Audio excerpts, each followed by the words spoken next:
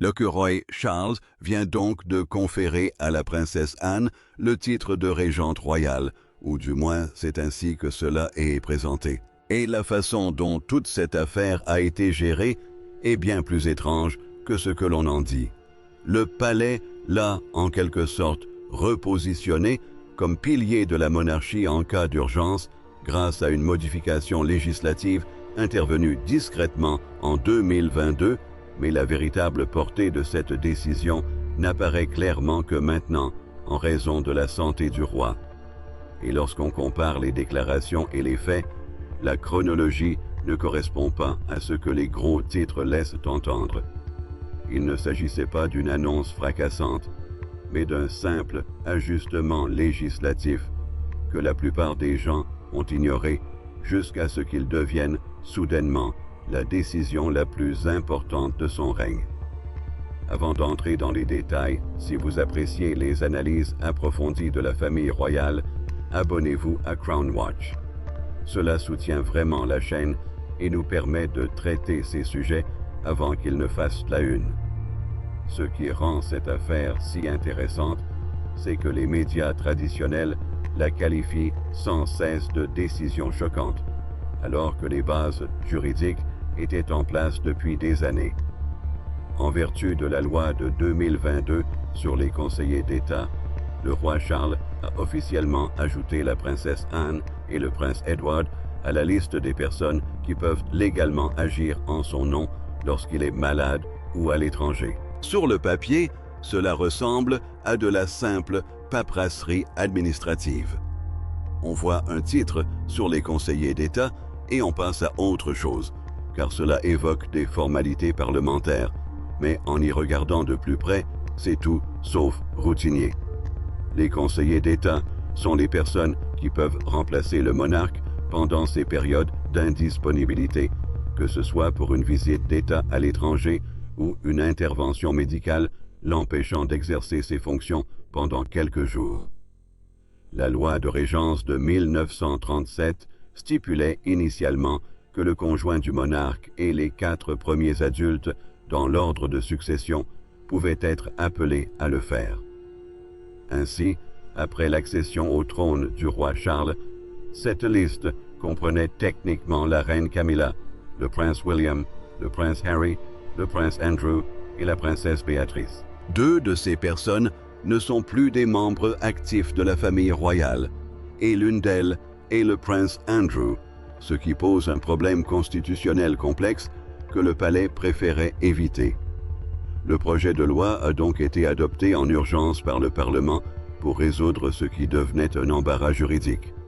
Mais voici où cela devient étrange. Le roi Charles n'a pas simplement interverti les noms. Il a ajouté une clause stipulant que la princesse Anne et le prince Edward seraient conseillers à vie. Il s'agit d'une nomination à vie. Contrairement à Harry, Andrew et Béatrice, qui seront progressivement remplacés au gré des changements dans l'ordre de succession, Anne et Edward font désormais partie de ce groupe de conseillers à vie. Ce n'est pas une solution temporaire. Le roi utilise la loi pour indiquer publiquement à qui il confie réellement la gestion de la couronne. Concrètement, le groupe officiel de 7 personnes est réduit à 4 personnes susceptibles d'être sollicitées: la reine Camilla, le prince William, la princesse Anne et le prince Edward.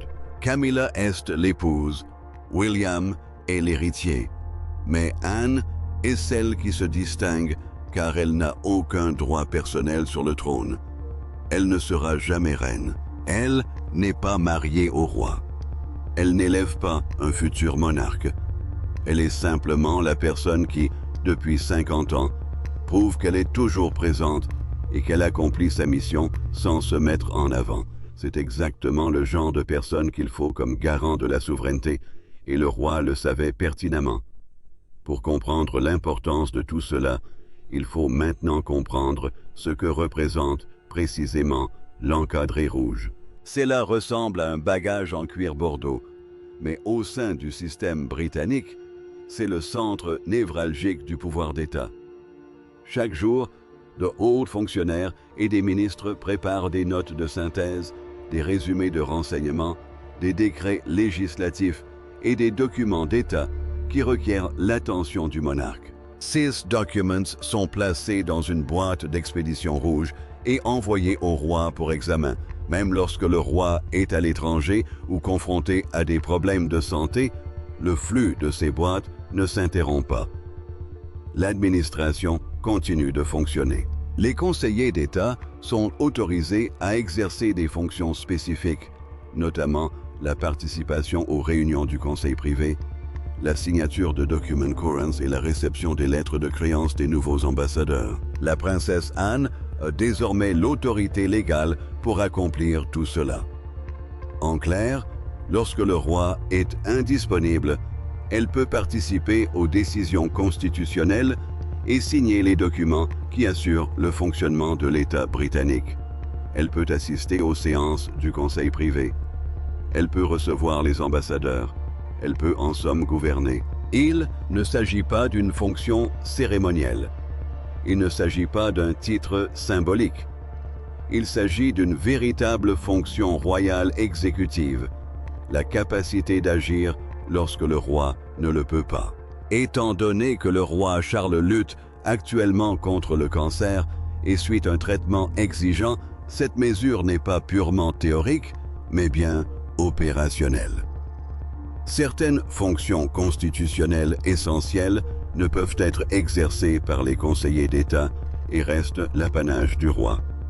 Il s'agit notamment de son rôle de monarque des autres royaumes du Commonwealth, du pouvoir de dissoudre le Parlement, sauf sur instruction expresse de sa part, de la création de la pairie et de la nomination d'un premier ministre.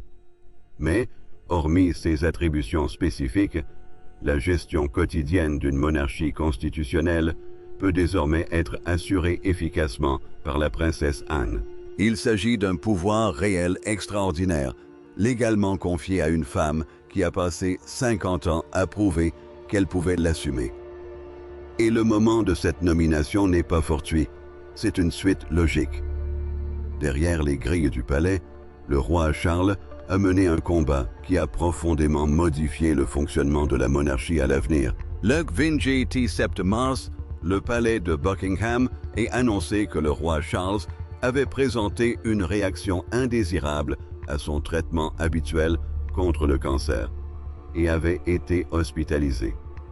Le palais a précisé que, suite à un traitement médical programmé et continu contre le cancer, le roi avait ressenti des effets secondaires temporaires nécessitant une courte période d'observation à l'hôpital. Il ne s'agit pas d'un cas isolé.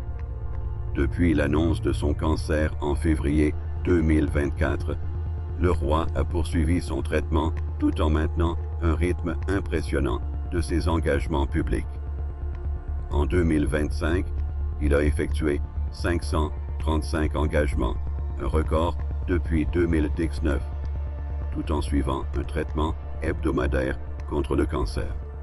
Cependant, la réalité est qu'un monarque suivant un traitement actif contre le cancer peut être temporairement indisponible à tout moment. Et lorsque cela se produit, l'État ne peut pas s'arrêter. Le roi continuera d'exercer ses fonctions constitutionnelles essentielles, comme accorder la sanction royale aux lois, nommer les ministres et les hauts fonctionnaires et tenir son audience hebdomadaire avec le Premier ministre.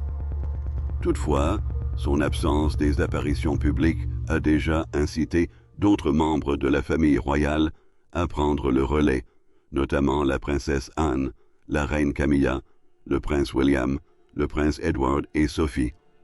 L'unité de droit constitutionnel de l'UCL, une référence en matière de droit constitutionnel britannique, suit de près la situation. Son analyse, menée par le professeur Robert Hazel, évoque la possibilité d'une régence souple, où certaines fonctions essentielles resteraient du ressort du souverain, tandis que de nombreuses autres responsabilités seraient déléguées à des membres de la famille royale, notamment au prince William. Mais William est le futur roi et sa préparation au règne et soigneusement étudiée. C'est là qu'intervient la princesse Anne. Forte de son expérience, investie de pouvoir constitutionnel, elle n'a aucune ambition personnelle pour le trône. Les problèmes de santé du roi Charles ont rendu sa nomination non seulement justifiée, mais urgente. Lorsque le roi fut hospitalisé en mars 2025, la princesse Anne lui rendit visite à Clarence House le 28 mars. Selon certaines sources, après avoir vu son frère, elle a présidé une cérémonie d'investiture au palais de Buckingham sans prendre un jour de congé.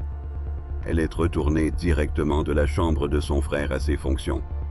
Voilà une fiabilité qui ne s'invente pas. Le titre de princesse royale a une histoire séculaire et représente bien plus qu'un simple honneur. Le monarque régnant l'accorde à sa fille aînée, mais ce n'est pas automatique. Il doit être attribué et est à vie. La princesse Anne, née le 15 août 1950, est la deuxième enfant de la reine Élisabeth II et du prince Philippe. Elle soutient plus de 300 organisations caritatives et préside Save the Children, Royaume-Uni, depuis 1970. La reine lui a conféré le titre de princesse royale en 1987, un titre porté auparavant par seulement 6 femmes dans l'histoire britannique. Ce titre lui confère une position privilégiée, à l'abri des enjeux de succession, et témoigne de la plus grande confiance du monarque. Anne est également conseillère d'État, une fonction permanente liée à ses fonctions royales. Ainsi, en tant que princesse royale, elle cumule un titre honorifique et des responsabilités pratiques similaires à celles d'un régent en attente. Cette situation est inédite. Seul le roi, le prince de Galles et la princesse royale peuvent présider une cérémonie d'investiture, qui se déroule généralement au palais de Buckingham ou au château de Windsor. La princesse Anne est l'une de ces 3 personnes. Elle remplace souvent le roi Charles pour des raisons de santé et d'emploi du temps. De nombreuses investitures ont actuellement lieu à Windsor en raison des travaux de restauration au palais de Buckingham, et la princesse Anne les préside régulièrement. Elle remet les distinctions honorifiques, accueille les récipiendaires et incarne la continuité de la couronne. Il ne s'agit pas d'un simple titre, mais d'un exercice actif de l'autorité royale. Si le roi Charles a choisi la princesse Anne comme principal soutien, c'est en raison de son engagement. Elle est la membre de la famille royale la plus active de l'histoire britannique récente. En 2023 et 2024, elle a été reconnue comme la membre de la famille royale la plus active, avec respectivement 433 et 457 engagements. Année après année, elle a surpassé le reste de la famille royale, participant à plusieurs événements en une seule journée, voyageant à l'étranger et participant à des actions caritatives, des revues militaires, des conférences agricoles et des cérémonies d'État. Elle fait tout cela sans se plaindre, sans attirer l'attention sur elle et sans attacher de presse pour gérer son image. En 2023, elle avait participé à 457 engagements royaux, Osama Bateo soit en moyenne 8 par semaine.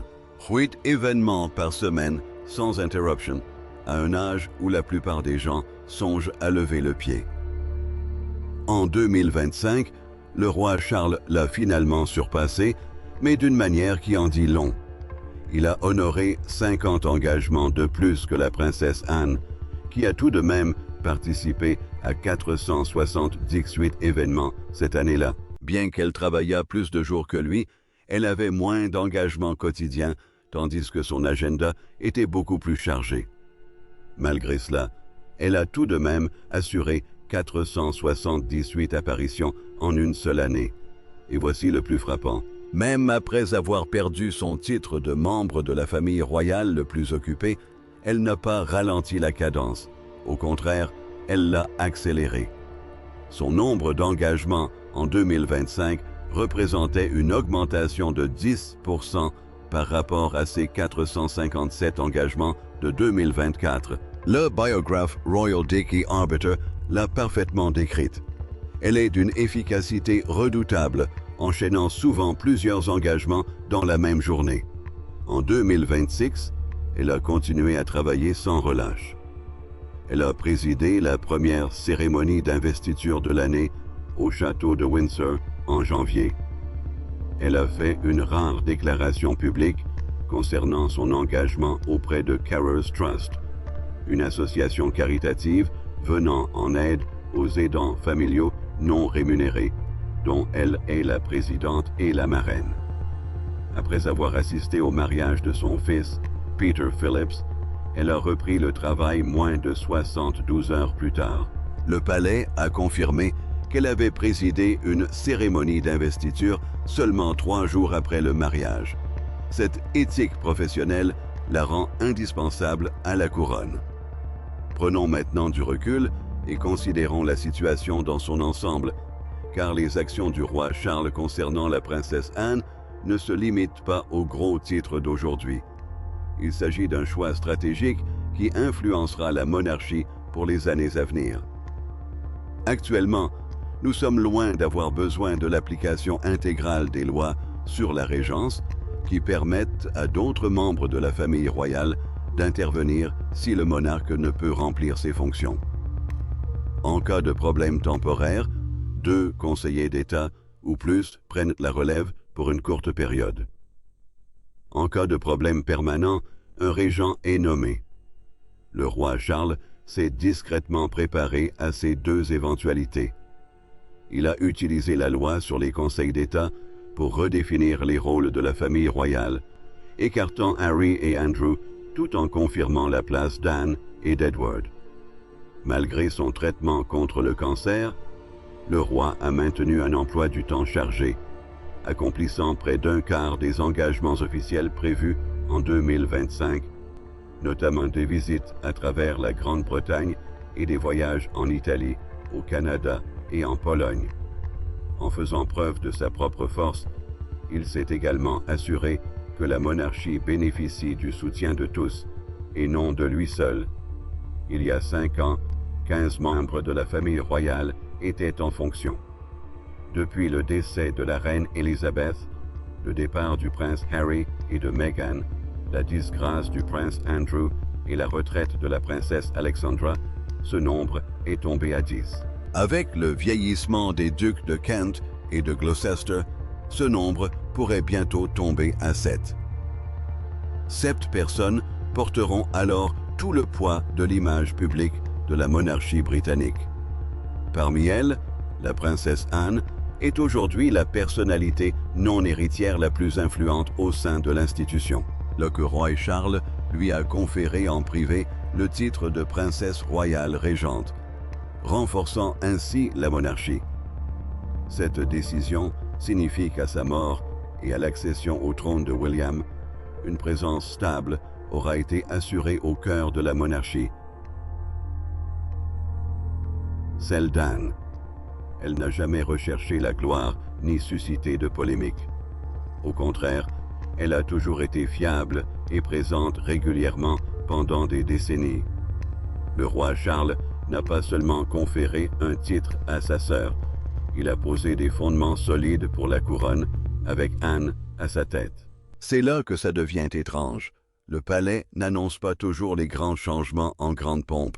Parfois, des décisions cruciales sont prises discrètement par le biais de lois parlementaires lorsque l'attention est ailleurs. Le discours public présente cette décision comme soudaine et stupéfiante, mais le cadre juridique était en place depuis décembre 2022. La véritable histoire n'est pas que le roi Charles ait soudainement décidé de faire confiance à sa sœur. En réalité, il a discrètement mis en place un filet de sécurité constitutionnelle il y a des années, et maintenant que sa santé le rend indispensable, tout le monde s'en aperçoit enfin. La question n'a jamais été de savoir si la princesse Anne méritait ce rôle. La question est de savoir pourquoi nous avons mis autant de temps à comprendre ce que le roi Charles avait déjà compris.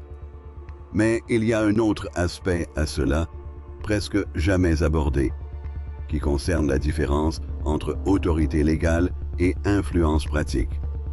Car si l'on observe la manière dont la princesse Anne agit, on constate qu'elle n'a jamais eu besoin d'un titre officiel pour inspirer le respect. Dès qu'elle entre dans une pièce, l'atmosphère change. Elle ne s'embarrasse pas de banalités. Elle ne cherche pas à jouer la comédie devant les caméras. Elle est directe, efficace et, comme chacun sait, intolérante à tout ce qui lui fait perdre son temps. Cette réputation n'est pas un handicap, c'est ce qui fait d'elle la figure la plus digne de confiance au sein de l'institution. Le public britannique l'observe depuis des décennies et a vu une personne qui considère ses devoirs royaux comme un véritable travail et non comme un mode de vie. Cette constance crée une forme d'autorité morale qui ne peut être imposée par la loi. On peut voter une loi désignant une personne comme conseillère d'État, mais on ne peut pas instaurer la confiance. Cette confiance s'est gagnée au fil des rencontres, année après année, dans tout le pays, souvent loin des caméras. C'est précisément pourquoi la discrète modification législative de 2022 a été si importante. Elle a aligné le cadre constitutionnel sur la réalité informelle qui existait depuis longtemps. Au sein du système, chacun savait déjà qu'Anne était la personne à contacter lorsqu'il fallait régler un problème sans incident. La loi n'a fait qu'officialiser cette pratique. Considérons l'étendue de ses patronages. Elle ne se contente pas d'assister aux inaugurations. Elle s'investit profondément dans des organisations qui s'attaquent à des problèmes complexes et peu reluisants. Présidente de Save the Children UK depuis plus de 50 ans, elle a visité des zones de guerre et des camps de réfugiés, posant des questions cruciales sur la logistique et le financement. Elle s'est impliquée auprès du Carers Trust, défendant les personnes qui prodiguent des soins non rémunérés à des membres de leur famille, un groupe presque invisible dans les débats publics. Elle a soutenu des organisations militaires, des sociétés agricoles, des instituts d'ingénierie et des associations caritatives maritimes. Cette polyvalence est inhabituelle. La plupart des membres de la famille royale se spécialisent. Anne fait tout, et elle le fait avec un niveau de connaissance technique qui surprend ceux qui s'attendent à une simple figure de proue. Elle lit les documents d'information. Elle se souvient des détails de ses visites précédentes. Ce n'est pas le comportement de quelqu'un qui considère ses rôles comme une obligation à subir. C'est celui de quelqu'un qui a bâti sa carrière au service des autres et qui est fier de bien faire son travail. Et cela nous amène à la question délicate à laquelle le palais ne répondra jamais directement. Que se passera-t-il si le roi Charles devient incapable d'exercer même les fonctions essentielles qui lui restent exclusivement réservées? La loi sur les conseillers d'État couvre les absences temporaires et l'incapacité de courte durée, mais elle ne traite pas du déclin permanent. Pour cela, il faudrait une régence complète en vertu de la loi de 1937 sur la régence, ce qui obligerait le prince William à assumer la régence. Il s'agirait d'un événement constitutionnel d'une bien plus grande ampleur, impliquant le Parlement, les royaumes du Commonwealth et un niveau d'examen public que le palais souhaite absolument éviter. Or, la présence de la princesse Anne comme conseillère d'État à vie crée une solution de repli. Cela signifie que même si le roi est gravement malade, les fonctions quotidiennes de la monarchie peuvent se poursuivre sans déclencher une régence formelle. C'est le scénario de régence souple dont parlent les constitutionnalistes. Le roi reste roi et les fonctions essentielles lui incombent tant qu'il est en mesure de les exercer. Tout le reste est réparti entre les conseillers, Anne assumant une part disproportionnée en raison de son expérience et de sa fiabilité. C'est une manière de gérer le déclin sans le déclarer. C'est un moyen de préserver la stabilité de l'institution tout en évitant le traumatisme d'une transition officielle. Et cela n'est possible que parce qu'Anne a accepté une nomination à vie. Elle aurait pu refuser, elle aurait pu conserver son rôle actuel sans assumer de responsabilités constitutionnelles supplémentaires, mais elle ne l'a pas fait. Elle a dit oui, discrètement, sans tapage, comme elle l'a toujours fait. Il convient également de noter que cet arrangement modifie la dynamique interne de la famille royale, et ce, de manière perceptible au cours de la prochaine décennie. Le prince William est l'héritier et il sera roi. Cela ne fait aucun doute. Cependant, William est encore relativement jeune, père d'une jeune famille, et il prend ses marques en tant que prince de Galles. Il a assumé davantage de responsabilités ces dernières années, mais il ne possède pas la même expérience qu'Anne, accumulée en plus de 50 ans de service. Ce n'est pas une critique, c'est un simple constat. On ne peut pas rattraper 5 décennies de service en un clin d'œil. Il existe donc une tension naturelle entre l'avenir et le présent. L'avenir appartient à William, mais le présent a besoin d'Anne. Elle n'est pas en compétition avec lui. Elle le soutient, qu'il en soit conscient ou non. Chaque investiture qu'elle organise, chaque ambassadeur qu'elle reçoit, chaque document qu'elle signe, elle maintient le cap afin que, lorsque William montera sur le trône, il hérite d'une institution toujours fonctionnelle, toujours respectée, toujours pertinente. C'est un don inestimable qui ne se mesure ni en nombre d'engagements ni en notoriété. C'est un travail discret de préservation, et c'est précisément le genre de travail auquel Anne a consacré toute sa vie. Il y a aussi ici un écho historique qui mérite d'être pris en compte. La princesse Anne n'est pas la première membre de la famille royale à jouer un rôle stabilisateur en période d'incertitude. La monarchie britannique a une longue tradition de s'appuyer sur les membres les plus âgés de la famille pour assurer la transition entre deux règnes. La reine Mary a été une figure emblématique lors de la crise d'abdication et des premières années du règne de George VI. La reine Élisabeth, la reine-mère, a quant à elle assuré la continuité après la mort de George VI. La princesse Margaret, malgré ses problèmes personnels, fut une présence constante durant les premières années du règne d'Élisabeth II. Mais Anne se distingue de toutes les autres car elle a reçu une autorité légale formelle. Elle n'est pas qu'une figure symbolique de continuité. Elle est un acteur constitutionnel doté de pouvoirs définis. C'est nouveau. Cela ne s'est jamais produit de cette manière auparavant. Une princesse royale, qui n'est pas dans l'ordre de succession directe, est nommée conseillère d'État à vie, exerçant de facto la régence pendant que le roi lutte contre le cancer et que l'héritier se prépare à son futur rôle. C'est du jamais vu, et cela s'est produit si discrètement que la plupart des gens n'en saisissent toujours pas la portée. Ainsi, lorsque vous voyez des gros titres annonçant que le roi Charles vient de conférer à la princesse Anne le titre de régente royale, vous devez les lire avec un œil critique. La vérité est plus complexe et plus intéressante. Le titre n'est pas nouveau. L'autorité légale n'est pas nouvelle.